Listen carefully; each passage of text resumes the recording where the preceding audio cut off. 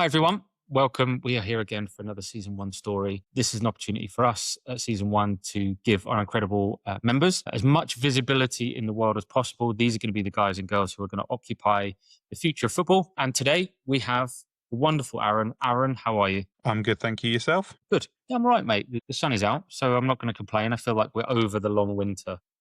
We are definitely. The evenings under floodlights are hopefully coming to an end. Yeah, but that also means the season's ending, so that's not It necessarily does. great. Let's crack straight in. For everybody who's seeing you for the first time, tell us who you are, tell us where you're from, tell us what you do. So I'm based in Surrey, which is sort of south of England, not too far from London for those abroad. At the moment, I'm both coaching, scouting, and analysing across 3 different jobs. Coaching is mainly, to be fair, like sort of young kids and that, just sort of in the local area. But it's a good break from the more stressful parts. So I'm working as a video consultant for Brentford. So in the recruitment department of players of other teams who we can look at bringing in, what they would bring to Brentford. And then also as a first team analyst for Ashford Town. So a bit more of a hands-on role. And obviously attending training sessions and every match day, sitting in the dugout and analysing afterwards. Love it. Love it. Tell us, how did your journey with football start? Like, where's the love for football and how did that kind of lead you to get into the roles that you're in now? I think it started quite early, but also in a sense relatively late in that my dad was a referee, in that I was always going around the country to various matches with him and sort of watching from the crowd. He got up to the Premier League as a linesman and was a Football League referee most of his career as well. So I was always in and around stadiums and things like that from probably about 2 or 3 years old. Sort of didn't really go anymore when he stopped refereeing. Quite got into WWE, to be fair. That was what I was quite into. Nice. But it was when I was about 7 or 8, I got back into football. I went to my first game, which was at Brentford. It was my dad's local team from where he grew up. So I didn't really have a choice but to support Brentford as well. And now I've ended up working for them. But yeah, it came in quite young, went away for a little bit, but it was always going to come back. Love that. Love that. Were you, when I played at Basingstoke a long, long time ago, we played Brentford in the FA Cup at Griffin Park. Yeah. I think I might have been a little bit before me. Yeah, My first game was 2012 or 13, I think it would have been. yeah, but yeah, you may have been a year late. I can't remember. Was it 2011? 2011 to 2012. Yeah, we lost 1-0. Sam Saunders scored a free kick. Yeah, sounds about right. I grew Yeah, up that one. watching him, so but yeah, my first game was actually an FA Cup game, and it was Chelsea at home. That Mm, was my dad. I believe it was, off the top of my head, Andy D'Urso was the referee, okay. and he knew him like from refereeing, so we got a couple of tickets for that, and I think that was the game that hooked me. Obviously, it's not a bad first game. We actually managed to draw 2-2.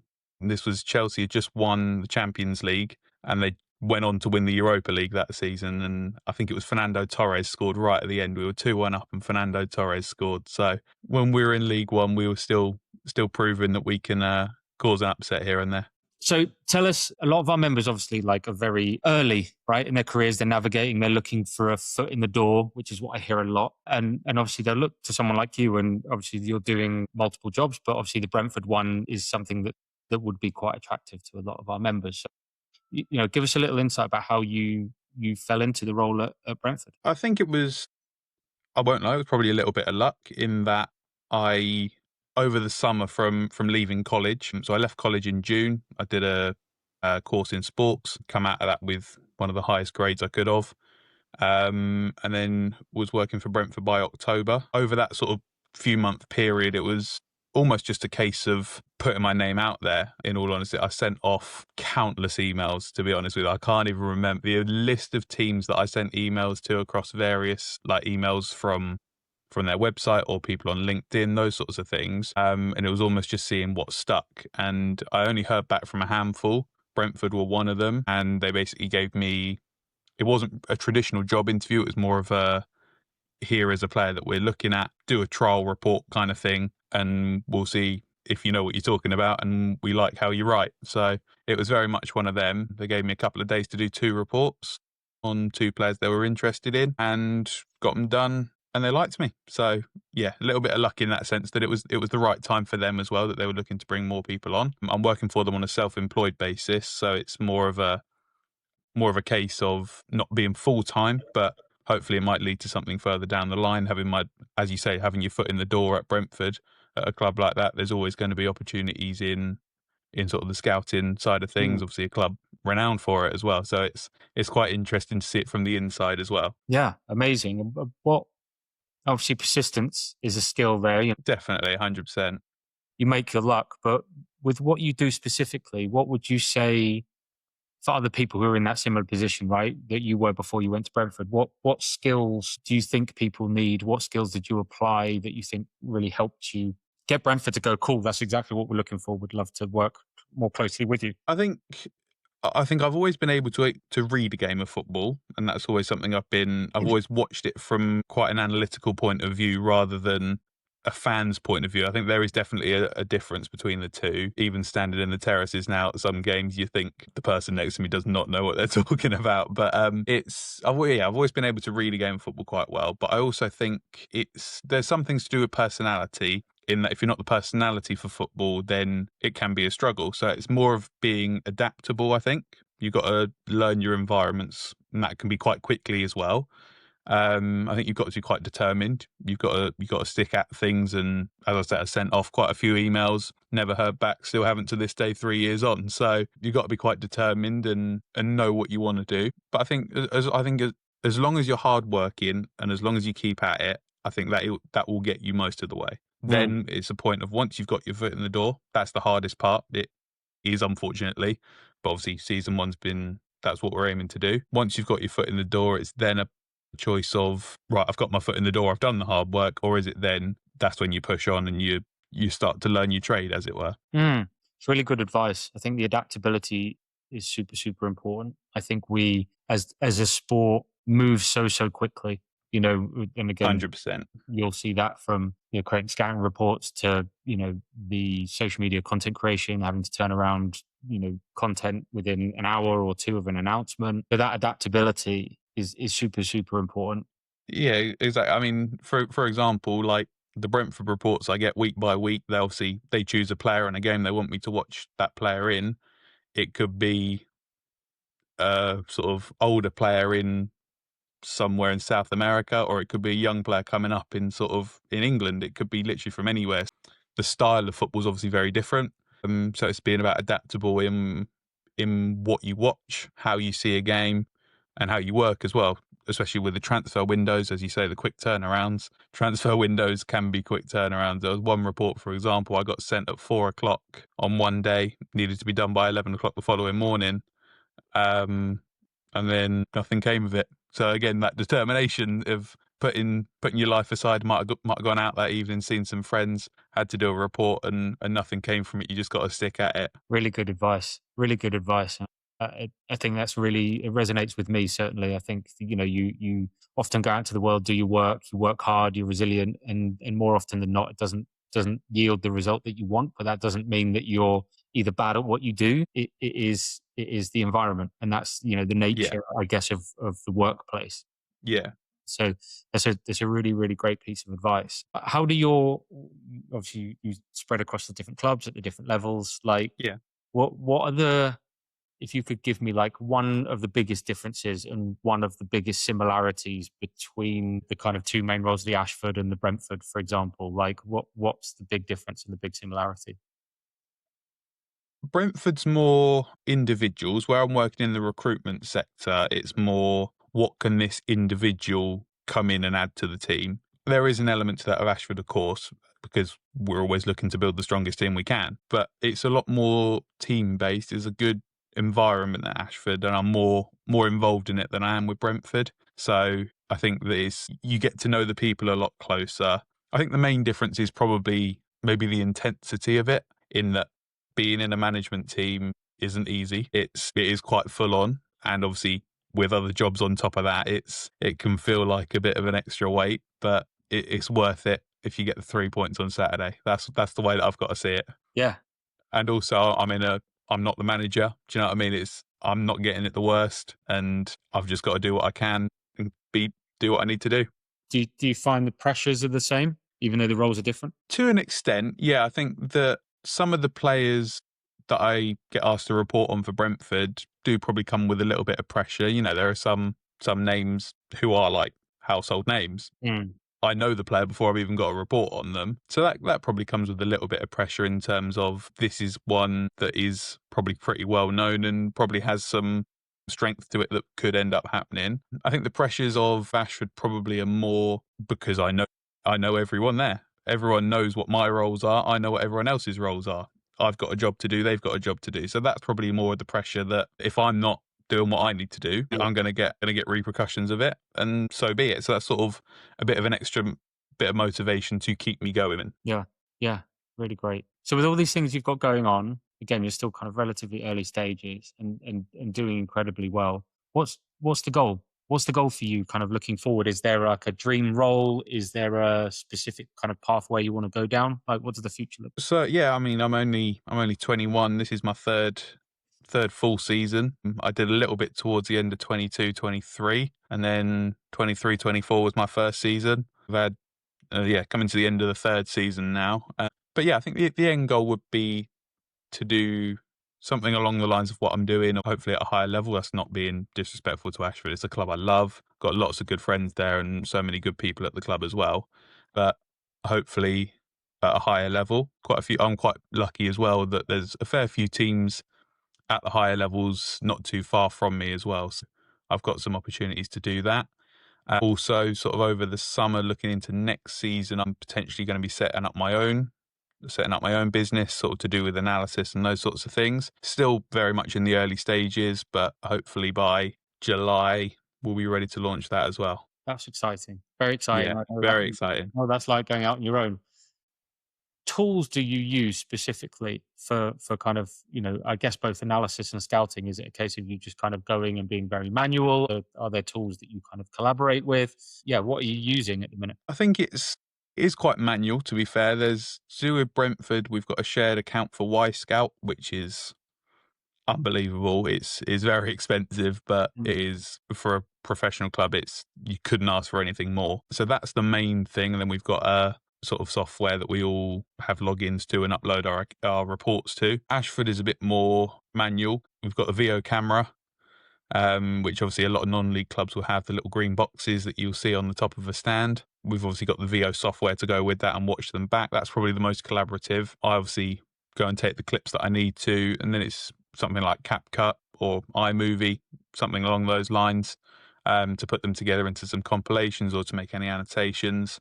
But apart from that, there's not a lot of equipment side of things from analysis. We've just had a new tactics board, sort of interactive whiteboard put up in the dressing room at Ashford, which is really cool. That's good fun to have a play around with and Mm. quite helpful for analysis and things like set pieces as well. We've got a whole um what's the word I'm looking for? Animations of where we want people to be. If a player comes to press from this side, we can literally animate that and show exactly what we can expect them to do or want them to do. So it's definitely developing from the lower levels up, I'd say, as well as the top levels down. I think there's definitely because like some of the players in our team are sort of towards the end of their careers in Ashford. They never had a camera to when they started out, and Mate, it's yeah, like I think about my time in non-league. I finished, as you know, I finished. It's been my 12th season away, and I barely have a photo of my career, let alone a video. I've got like the odd super standard definition pixelated video of a goal that I scored back in 2008, yeah, and it's mad. And honestly, I get the worst FOMO now as yeah. like an older player, and it's so nice to see like this infrastructure coming right down because Ashford are step 5, 6, Step 5, so the ninth tier of football for sort of those who aren't too familiar, but yeah, step 5 and non-league tier 9. which is mad, and it's amazing to see some of this basic but really effective infrastructure. Exactly. I mean, the VO camera is definitely the most common at that level of Mm. non-league, where it's very clever that it's a little green box. It's got two cameras either side on the front, and it's got a little chip in it that tracks the ball. So it literally does all the work for you. It's got the interactive side of things once it's uploaded, so you can move away from the ball to look at sort of movements off the ball. But also with the subscription that we've got, I'm able to take my iPad to games and sit in the dugout and watch it back in real time. It's about a 30-second delay, and I'm sitting in the dugout watching our games back. and it's to quite strange for that level of football that not many people have it, and we are very privileged in that. One of the players on the bench asked if I was watching the Champions League, and we weren't playing very well, so I said I think I might turn it over. But other than that, it's something that we are very privileged to have, and something that will, I'm sure, be a big part of me and my work moving forwards, is to be able to watch things back in real time. Mad. I think that the scope for that is going to be really interesting. And I've talked on a couple of the other sessions, and I talked to one of our season one session guests, Felipe Tobar. And I don't know if you've seen his session. Yeah, yeah, yeah. And obviously, he undertakes a lot of research, football science. His latest piece around VR for scanning versus on pitch exercises, and how each one affects a different part of the brain. I think the innovation, there's so much scope for innovation. I think we're really going to move towards this kind of mind body amalgamation, and actually to see where that kind of analysis infrastructure is going to go, for jobs like yours, where you're going from obviously like the on pitch stuff to actually tying that into things like mental fatigue, and Definitely, yeah. being able to predict, because as Felipe says, like players are generally mentally fatigued about 10 to 15 minutes before they're physically fatigued. Hmm. So how do Yeah. you, as an analyst, go, I'm getting this in real time. We're noticing that this is happening. And 100%, yeah, because obviously being able to see it in real time is a huge benefit. And if we see something on the pitch, we've only got to wait about 30 seconds till we can watch it back as many times as we want. So if it is that sort of fatigue side of things, as you mentioned there, we can say, well, why is that player played a sloppy pass? Why has he been beaten for pace? That sort of thing. And we can then look at those sorts of things. We'll have a bench behind us, probably listening in on what we're saying. But yeah, it's a really interesting thing, and so many other members as well with their sessions. Interesting to see, and from what I can learn from them to bring into my part as well. yeah, super interesting. So we're talking about all the fun stuff, and it's really great for members to hear this. And we know there's quite a few who are looking in this direction, and there'll be loads more out there who want to take this analysis route. Let's look at the other part of it. Like, what are the biggest challenges for you? You're, I guess, in the grand scheme, very fortunate in the sense that you're kind of in doing the do, right? You're Yeah. walking the walk within football. There's a lot of people that want to. So, what are the big challenges that you've kind of faced over the last 3 seasons, and if there's anything you've done to overcome them? I would say firstly is probably the financial side of things, if we're being completely candid, in that some of the equipment isn't cheap. The cameras are, and the stands and the subscription to the software, that's not cheap. It comes at a cost to the club. I'm fortunate that they cover that. So without that, some clubs might not do that, and you won't have your equipment. Equally, I think more personal challenge is probably the sort of the personal side of things, of having to maybe deliver a bit of bad news to someone of, well, we think you could have done X better, and they might come back and challenge you. So that's a part of it you've got to learn as well. Obviously, this is my first season doing proper analysis. The other 2 seasons have been more opposition based. When I was working with Ascot as well, rather than Ashford. But yeah, that's definitely a challenge of the personal side of things. Because one minute they might be your mate, and then after the game, you might have to deliver some bad news, or at training, you might have to be getting them to do things they don't really want to do or feel comfortable doing. But it all comes with the experience. I think that the more you do it, I've always been, for sure, a person that learns by doing stuff rather than learning how to do it, if that makes sense. Equally, so when I started out, when I left college, I did a couple of courses through the PFSA, Professional Football Scouting Association, and they sort of provided me with the foundations, I'd say, and then I was able to sort of build on them by doing it. So I think the courses, obviously, they come at a cost as well.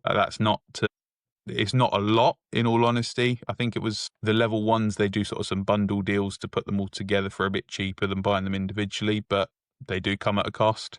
I'm not going to lie about it. But I think they're worth doing if you can afford it. But equally, you might be a person who just gets on with it or has experience. Maybe you don't need to do them. But yeah, there are for sure challenges. It's not all sunshine and rainbows, but especially like when you've come off a loss or a game that you maybe could have won but only got a draw out of, you've got some, you're having to tell people improvements they've got to make. So that side of things can be difficult to deal with at times. So essentially what you're saying is you are now getting a crash course in effective communication, 100%. having 100%. having difficult conversations in what can be often quite volatile, fragile environments. In Definitely. dressing Yeah. rooms, dressing rooms are very much that. I think, especially the lower you go in the pyramid, Yeah. they 100%. I'll say, for example, one of our players sort of, if we've drawn a game, and he goes, "Well, I've scored a goal." And well, yeah, but you've got this chance a couple of minutes later where maybe we could have done this. And it's like, it's sort of having that communication to say you're doing great, but you can be doing more, Mm. or whether it's you're not doing great and we can be doing things differently. It's definitely a skill, definitely a skill to be an effective communicator. Does take a bit of time and experience, but you're not going to get that without giving it a go. No, such good advice. So a couple more questions. First one we like to ask all of you guys, we like to ask a lot of our guests as well. So if we were to start football again, obviously it's a really old, big thing. Let's say we started it again from scratch and you had the opportunity to introduce one thing into this new football, what would it be and why? That is a great question. To introduce a brand new thing, I would No, it say, doesn't have to be brand new, right? But what's the thing? Like, what's the one thing? I think there would be. That is a great question. Might Wow. need a pause here for a little thing. I would say, I think it's something that's sort of been brought up here and there, but sort of in terms of points for goals or nil-nil, sort of maybe not so much as a point. But then again, you're taking away from the defensive side of things. I think football's in a very good place, but there are definitely things that I'd change about it, but they'd more so be little things. Like, for example, one of the things at the very top, VAR is such a talked about thing. I think potentially an unpopular opinion, and maybe from a bit of a background in refereeing, that there's lots of things right with it that people don't potentially see from a fan's point of view. There is one tweak I would personally make to VAR, and that is a time limit or a limit on replays. So, for example, if it's taking 2 minutes, then the words in the words of the PGMOL as well would be a clear and obvious error. If it's taking 10 replays, 2 minutes to work it out, is it clear and obvious? That would be a big tweak that I'd make. Obviously, that would be football in the Premier League and at the elite level. That would be a tweak that I'd make. I'm with you. I've been saying that since we had VAR. I don't understand why you wouldn't, because you've got a bucket load of ambiguity, right? You're always going to have that. Oh, If they've you're started, never going to win as a referee. no, You're never going to win. but what they've started doing this season, I think, is more clearly defined how it can be challenged, when it can be challenged. But the only thing that's missing is a time frame. Is to go, okay, let's define that 60 seconds. If after 60 seconds you can't make your mind up clearly, Yeah, then you go with the on-field decision. Like, for me, that speeds the game up. We're not having fans waiting around. People go, okay, cool. They had a minute. I couldn't. It, yeah. it clears up a lot of the debate. You're never I going to be. think also I think that will bring the confidence back to the on-field referees as well, to the on-field match officials. In that, if I'm put myself in the position of a referee, if someone 100 miles down the road at Stockley Park is taking 5 minutes to look at what I've been doing, that's going to damage your confidence. And I Mm. think it would then have a bit of a snowball effect of, well, if they're not taking as long, they get more confidence back in. The on-field decisions are probably more correct more often than not, and then you have less of a need for VAR to intervene. Mm. It has that sort of snowball effect that one thing comes after the other. It's really interesting. I think, yeah, I'm with you 100% on that. And it makes complete sense. So, PGMOL, if you're listening, time limit. Last question. Like, you've been, I would say, yeah, with two or three others, like our longest serving members of season one of our OG members of season one. Yeah. And it's been amazing to have you with us along the journey. What have been the big takeaways for you being part of season one, and how has it helped you with all of this amazing stuff that you're doing now? I think it's definite, without question, it has helped me. I think the biggest way that it's helped me is probably one of the things is seeing things from other people's perspectives, in that where I've been in probably a bit of an analysis bubble, where that's sort of the only way that I can see things happening, and to be able to have access to so many different people and from so many different walks of life and football as well, that I think of things in a way that I didn't before. Quite seems quite silly to say, but you just don't see things how another person will. I know that they'll see it differently to me, but why? And from an analysis point of view, why is often a question that gets asked. That's often the word of why. What's the reason? So through season one, it's been huge to actually have more of an understanding of other people. Hopefully, obviously, my career will continue in football where I will come across more people. Teams will get bigger, more people will be at teams. There will be more people being brought in. So it's definitely interesting. And even from more of an outsider's perspective, like content creation side of things, never particularly thought about the thought process behind it. You just take it for what it is, really. Whereas season one, obviously, it's been nearly a year now. So the last year I've seen things differently and in ways that I hadn't before. It's a really interesting thing, and it seems like the year has gone so quickly, but also I can't remember what it was like before. It's a strange thing that it doesn't seem like it's been a year already, Yeah. but also it seems like I've never not had it. Well, I mean, I'll take that. I'll take that last 100%. So last you time. should. Um, it's incredible. Well, thank you so much for taking the time to join No me worries. and speak to our members and obviously people who are going to be watching this now. Give them a little insight into what you do. I think there will be a lot of people here who will see this and go, "Cool! There's a hope. There's some positivity. There's a direction here. I can get my foot in the door." And I think what you showed is there's some key differentiators there. The adaptability, the persistence, I think is really important, not giving up. Yeah. Yes, there is an element of hard work, but some inherently human skills that obviously you're learning on the job that, if I'm right, people should be looking at in terms of effective communication, going and having difficult conversations, being, I guess, adaptable in your language also. So I Yeah, think definitely. there's so many great takeaways for people. We are incredibly thankful to have you as part of season one. As I said, it's nearly a year, and we're hoping to have you for a long, long time to come. And as I said, you'll be one of the tutors and teaching people, right, how to do analysis and scouting very soon. Fingers Um, crossed. Yeah. yeah. So thank you so much, mate. It's been an absolute pleasure. Yeah, we'll speak again. Thank you very much.